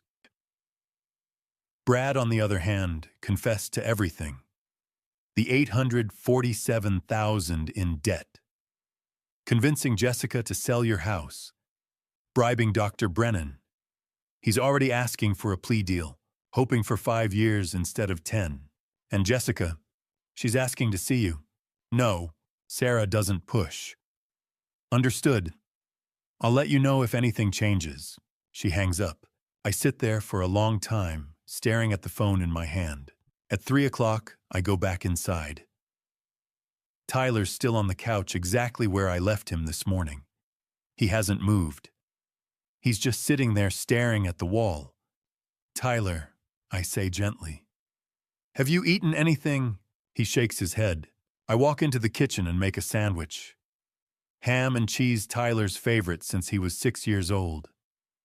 I put it on a plate, grab a glass of water, and bring it over to him. "You need to eat," I say, setting it down on the coffee table. "I'm not hungry," Tyler says quietly. "I know, but you still need to eat." He picks up the sandwich and takes a small bite. Then another. I sit down next to him. After a few minutes, he speaks. "Grandpa, who am I going to live with now?" I look at him. "With me. Who else?" He blinks. "Really? Tyler, this house belongs to you now. Remember, you're the landlord. I'm just renting." I try to make it sound light, like a joke. But Tyler doesn't laugh. He just stares down at the sandwich in his hands. "Will I His voice cracks. Will I never see Mom again? I take a breath. You'll see her if you want to, but not right now. Your mother has to face the consequences of what she did, and you need time to heal. Tyler nods slowly. He doesn't say anything else. Just takes another bite of the sandwich. By the time evening comes, Tyler's gone upstairs to his room. I can hear him moving around up there, opening drawers, closing them, trying to settle into a space that used to feel temporary, but now might be permanent. I walk out onto the back porch and sit down in the old wooden chair. The one Margaret used to sit in on summer nights watching the fireflies. The sky over Portland is clear tonight. Stars scattered across the darkness like broken glass. I think about Jessica, 7 years old, tugging on my sleeve, asking me to name the constellations. That one's Orion, Dad. See the 3 stars in a row, that's his belt. 12 years old, standing on this same porch with her science fair project, a model of a suspension bridge she'd built out of popsicle sticks and wire. First prize. 20 years old, glowing in her wedding dress, holding my arm as I walked her down the aisle. Somewhere between that little girl and the woman I saw in handcuffs this morning, something broke. Was it my fault? Did I push her too hard? Expect too much? Was it Margaret's? Did we spoil her? Give her everything she wanted until she thought the world owed her more? Or was it Jessica's own doing? Did she make choices, one after another, that led her here? I don't know.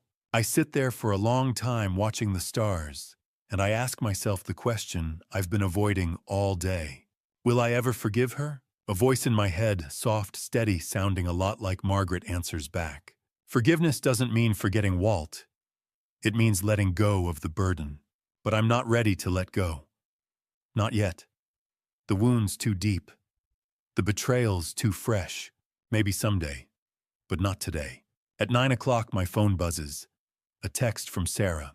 Mr. Hayes, Jessica posted bail, $50,000. A bail bondsman covered it. Brad's mother paid the 10% fee, about $5,000. She's out, but there's a restraining order in place. She can't come within 500 feet of you or Tyler. Preliminary hearing is set for Thursday. Do you want to attend? I stare at the message for a moment. Then I type back, yes, I'll be there. Later that night, I lie in bed, staring up at the ceiling. The house is quiet. Tyler's asleep upstairs. The clock on the nightstand ticks softly. For the first time in 72 hours, I feel something I didn't expect. Emptiness. Not relief, not victory, not even satisfaction. Just emptiness. I saved the house. I saved myself. I saved Tyler. But I lost my daughter. And I don't know if I'll ever get her back. Or if I even want to. Thursday morning, November 21st. 10 o'clock. Multnomah County Courthouse. I walk in with Frank and Tyler. The building smells like old wood and floor polish. We sit in the 3rd row. Up front at the defendant's table, Jessica and Brad sit in orange jumpsuits. They haven't been given civilian clothes, yet this hearing was scheduled too fast. Jessica's hair is pulled back in a messy ponytail. No makeup. She looks 10 years older than she did on Monday. Judge Carol Whitfield enters. She's maybe 58, gray hair, cut short expression that says she's seen every excuse in the book. Everyone stands. She sits. We sit. The court will now hear the preliminary charges. She says, her voice flat and formal. She reads from a sheet of paper. Jessica Hayes Morrison. 6 counts of medical identity theft. 3 counts of forgery. 2 counts of elder financial abuse. 1 count of bribery of a medical professional. 1 count of criminal conspiracy. Maximum combined sentence, 15 years. A pause. Then, Brad Morrison. 2 counts of elder financial abuse. 1 count of criminal conspiracy. Maximum combined sentence, 10 years. Jessica stares down at the table.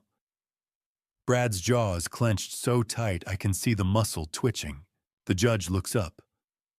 Mr. Hayes, the court would like to hear your victim impact statement. I stand. Frank squeezes my shoulder once as I walk to the front. There's a microphone on a stand. I adjust it, clear my throat, and look directly at Jessica. My name is Walter Hayes. I'm 68 years old. I built the house my daughter tried to steal with my own hands. I raised her with everything I had. Love, patience, the values I thought mattered. Honesty, kindness, family. Jessica's shoulders start shaking. I thought I taught her those things. I continue. But somewhere along the way, she learned something else. She learned how to lie, how to manipulate, how to betray the people who love her. I take a breath. I don't know where I went wrong. Maybe I pushed too hard. Maybe I didn't push hard enough. But I know this, if I hadn't fought back, I would have lost everything. Not just my house, my dignity, my freedom, my legacy. I look at the judge now. She didn't just try to take my property. She tried to erase me. I'm asking this court to hold her accountable under the full extent of the law. I step back. My hands are shaking, but I keep them at my sides. Thank you, Mr. Hayes, the judge says. Then she looks at Tyler. Tyler Morrison. The court understands you have something to say as well. Tyler stands. He's trembling. Frank puts a hand on his back, steadying him. Tyler walks to the microphone, and for a moment I think he's going to freeze. But he doesn't. My name is Tyler Morrison. He says, his voice quiet but clear. My parents told me to write down every time my grandpa seemed confused. But he was never confused. They wanted me to create fake evidence. They used me. He pauses, swallows hard. I love my grandpa, and I don't want to see my parents anymore. I watch Jessica's face crumple. She covers her mouth with her hand, but the sobs come anyway, loud, choking sounds that echo through the courtroom. Tyler walks back to his seat. He doesn't look at her. Jessica's lawyer stands. He's a public defender. She can't afford a private attorney anymore. He's young, maybe 30, and he looks tired. Your Honor. He says, my client acted under extreme financial pressure. Her husband accrued nearly $1 million in debt. She was desperate, I think. But don't say desperation doesn't justify trying to bury your father alive. Judge Whitfield leans forward, her expression cold. The court has reviewed the evidence extensively, she says. This is one of the most calculated, sophisticated elder abuse schemes I have encountered in 20 years on the bench. The defendants acted with premeditation and a complete disregard for the victim's well-being. She pauses. Jessica Hayes Morrison and Brad Morrison are hereby remanded to custody without bail until trial. The previous bail order is revoked. Trial is scheduled for 3 months from today. Jessica shoots to her feet. No, Your Honor, please, I have a son. I need to take care of my son. The judge's gaze doesn't soften. You made a choice when you decided to deceive and exploit your father, Ms. Morrison. Officers return the defendants to custody. 2 officers step forward. Jessica's still talking, pleading, but the judge has already moved on. The officers guide Jessica and Brad toward the side door. Jessica turns back one last time, looking at Tyler. Tyler, she says, her voice breaking. Mom loves you. Tyler turns his face away. She looks at me. Dad. I'm sorry. I don't answer. The door closes behind her. Outside the courthouse, Detective Patterson is waiting. Mr. Hayes. She says, I wanted to let you know we arrested Dr. Brennan yesterday afternoon. She confessed to accepting $2,500 from Jessica. Her medical license has been revoked, and she's facing 5 years in prison. She'll also have to provide restitution to 12 other victims we've identified. I blink. 12 others, Sarah nods. She's been doing this for years, falsifying medical evaluations for families trying to get guardianship. You stopped her. That afternoon, Martin Blackwell calls. Mr. Hayes. He says, I have good news. We recovered $12,000 from Jessica's account money she'd taken from you over the past 6 months. And we found your wife's wedding ring. It was still at the pawn shop. Hadn't been sold yet. I redeemed it for $3,500. My throat tightens. You got it back. I'm sending it to you today. Thank you, Martin. That evening, I sit at the kitchen table. The small package arrived an hour ago. I open it carefully. Margaret's ring. It's been cleaned, polished. It looks exactly the way it did the day I slipped it onto her finger 40 years ago. I carry it upstairs and place it back in the jewelry box, right next to her photo. I close the lid gently. You're home, I whisper. My phone buzzes. An email notification. I pull it out and read the subject line. From Jessica Morrison, Multnomah County Jail. Subject, please read this, Dad. The preview text says I'm writing you a letter. I want to explain everything. Please just read it. I stare at the screen. My finger hovers over the open button. Should I read it? A week passes. I still haven't opened the email. Frank stops by on a Saturday morning. We're sitting on the back porch drinking coffee when he asks, Have you read it yet? I know what he's talking about. No. Are you going to? I set my cup down. I don't know. If I read it, I'm afraid I'll soften. If I don't, I'll spend the rest of my life wondering what it said. Frank nods slowly. That's a hell of a choice. Yeah, he doesn't push. That's one of the things I've always liked about Frank. He knows when to talk and when to shut up. That weekend, when Tyler's upstairs doing homework, I sit down in the living room and pull out my phone. The email's still there, unread. I tap it open. The letter is 3 pages long, handwritten, scanned and sent through the prison's email system. Jessica's handwriting is small and careful, like she was trying not to waste space. I start reading. Dear Dad, I know sorry isn't enough to make up for what I did.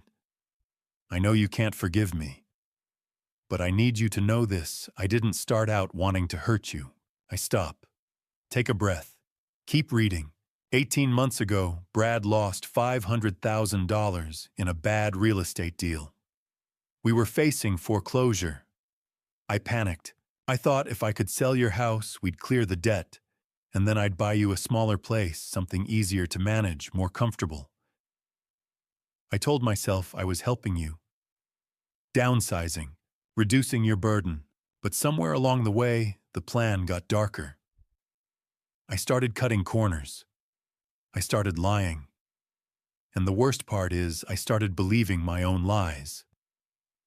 I convinced myself you really were confused, that you really did need help, that I was doing the right thing. I close my eyes for a second. Then I keep going. The ring. Dad selling Mom's ring was the worst thing I ever did. I was desperate. I needed the money fast, and it was the only thing I had that was worth anything. But every night since then, I've seen her face in my dreams. I think she'll never forgive me. And I don't blame her. My throat tightens. I force myself to keep reading. I'm sorry for what I did to Tyler. I'm sorry I turned my own son into a spy. I'm sorry I used him to build a case against you. I don't deserve to be his mother. Dad, I'm not asking you to forgive me now. I know I don't deserve it. But maybe someday, 5 years, 10 years from now, you'll be able to look at me and see more than just a traitor. Maybe you'll see the daughter who used to love you. I accept this punishment. I deserve it. But I still love you. Even if you don't believe me, it's true. Love, Jessica. I set the phone down. For a long time, I just sit there. Part of me is furious. She's still trying to justify it. I thought I was helping. What kind of nonsense is that? Part of me is in pain. This is still my daughter. She's wrong. God, she's so wrong. But she's my blood. And part of me is just tired. I'm 68 years old. I'm too old to carry this kind of anger around. But I'm not ready to forgive her. Not yet. I don't reply to the letter. But I don't delete it either. I print it out, fold it carefully, and put it in the bottom drawer of Margaret's old desk, the one where she used to keep her diary. Someday, maybe I'll be ready to forgive her. But not today. That evening, Tyler comes downstairs. "Grandpa," he says quietly. "Did you read Mom's letter?" I look at him. I did. Do you want me to read it?" I think about it for a moment. Then I shake my head. "That's up to you, Tyler. If you want to, I'll give it to you. But you don't have to." Tyler's quiet for a long time. Then he says, "Not yet. Maybe when I'm older." I nod. That's a wise choice. Later that night, I'm lying in bed, staring up at the ceiling, and I remember something Margaret told me years ago. We'd had a fight with my brother over something stupid, I don't even remember what. We didn't talk for 6 months. Margaret finally sat me down one night and said, "Walt, forgiveness isn't for the other person. It's for you. Carrying anger around is like carrying a rock. It doesn't hurt them. It just weighs you down." I didn't listen to her then, but I'm thinking about it now. Margaret was right. She was always right. But forgiveness takes time. And time is the one thing I still have. 6 weeks later, my phone rings. It's Martin Blackwell. "Mr. Hayes," he says, "I wanted to let you know Jessica accepted a plea deal. She confessed to all charges in exchange for a reduced sentence. 7 years instead of 15. Brad accepted 5 years. There won't be a formal trial. It's over." I thank him and hang up. I sit there in the quiet. It's over.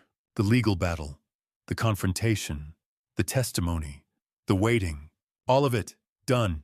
So why don't I feel relieved?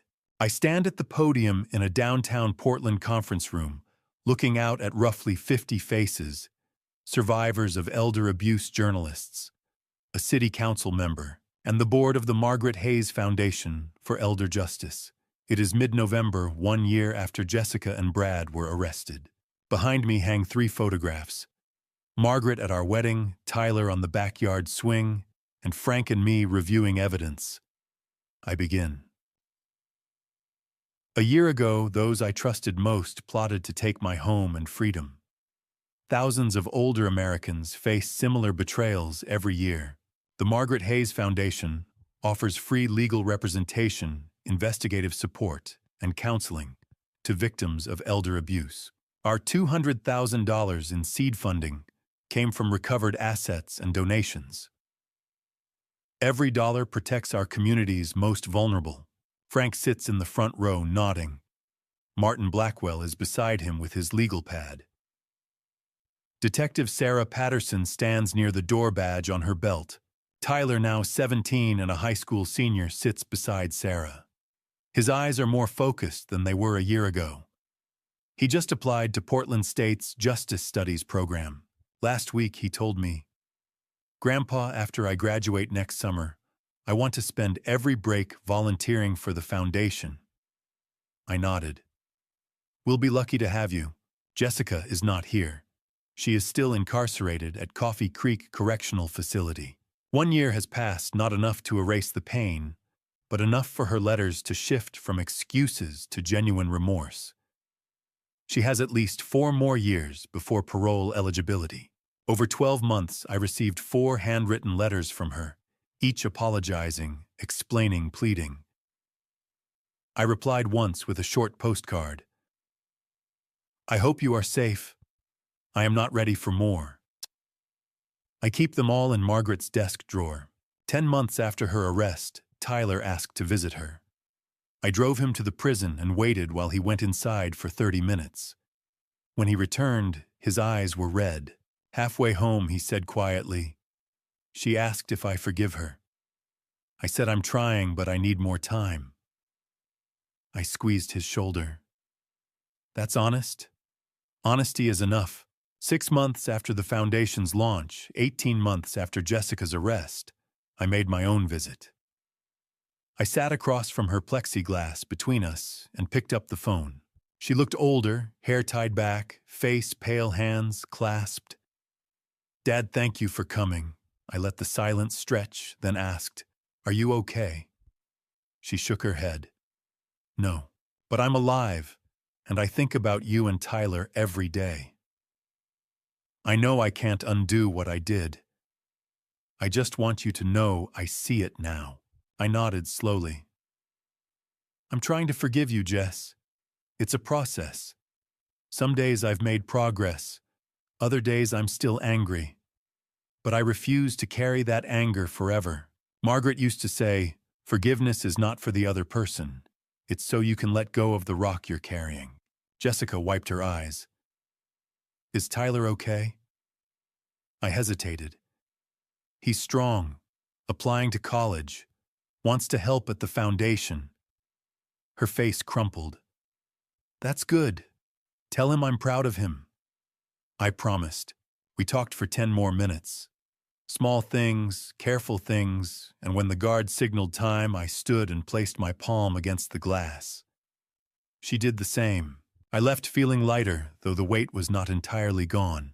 Back in my office, I sit alone looking at a framed 2015 photograph of Margaret holding a watering can in our backyard sunlight in her hair. I whisper, "We did it, Maggie. We built something beautiful. Over the past 12 months, we've helped more than 20 cases like mine. The number is small compared to the thousands of victims out there. But for every elderly person we help keep their home, that's a complete victory.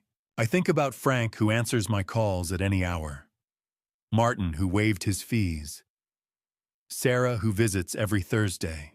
Tyler, who does homework at the kitchen table and asks thoughtful questions about justice and mercy. At 69, I have learned that family is not only who you are born to, it is who stands beside you when everything falls apart and helps you build again.